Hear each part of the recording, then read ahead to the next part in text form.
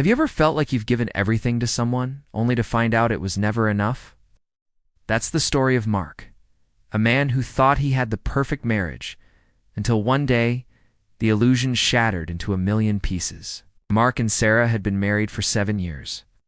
To everyone on the outside, they were the picture of happiness. They had a beautiful home, 2 wonderful kids, and a life that seemed straight out of a fairy tale.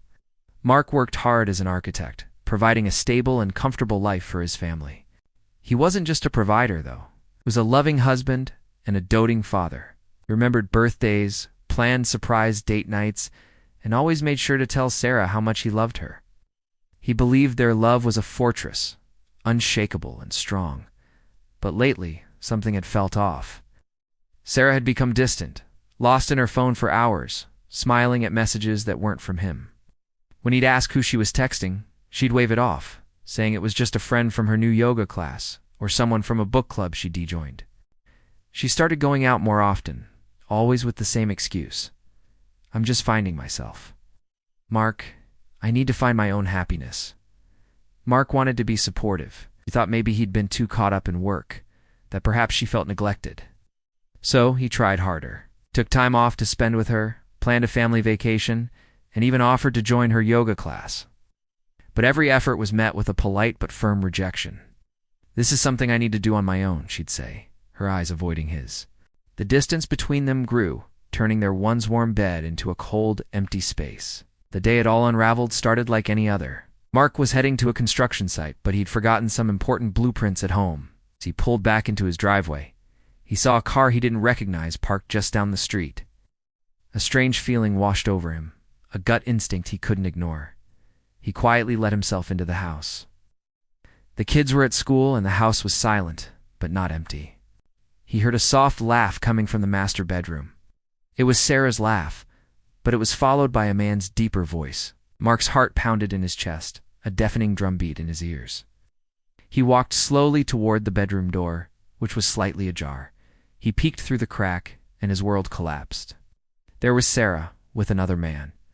They were wrapped in each other's arms, sharing a moment that was supposed to belong to him. The blueprints in his hand fell to the floor with a soft thud, but they didn't hear it. They were lost in their own world, a world where Mark didn't exist. He backed away, his body numb with shock. Felt like he couldn't breathe.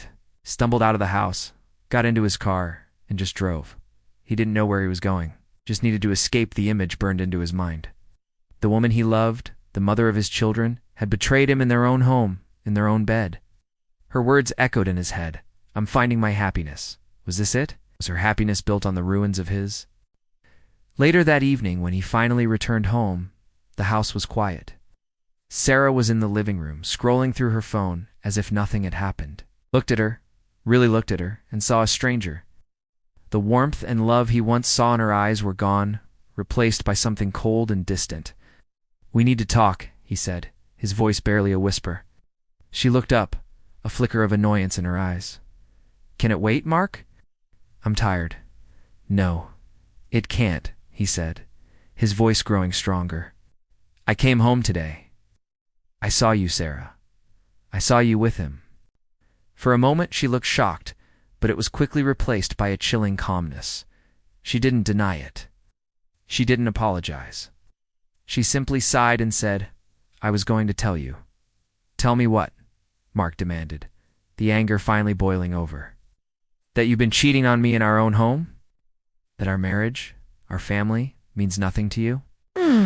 It's not like that, she said, her tone infuriatingly calm. I told you I've been trying to find happiness. I haven't been happy for a long time, Mark. And you found it with him? He asked, gesturing vaguely towards the bedroom. So you destroy our family for your happiness? What about my happiness? What about the kids' happiness? Her response was what truly broke him. She looked at him without a trace of remorse and said, My happiness is my priority.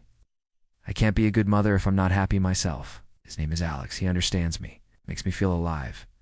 Mark couldn't believe what he was hearing. She was twisting her betrayal into an act of self-care, a journey of self-discovery. She talked about finding herself, but all she had found was a way to justify her selfishness. He had spent years building a life for them, a life he thought she wanted, and she had torn it down without a second thought. In the days that followed, the full extent of her deception came to light. The yoga classes were dates. The book club was weekends away. She had been living a double life for months, all while telling him she needed space to find herself. The man Alex was a colleague from a part-time job she'd taken without telling Mark. The divorce was brutal. Sarah fought for everything, portraying Mark as a neglectful husband who was too focused on his career.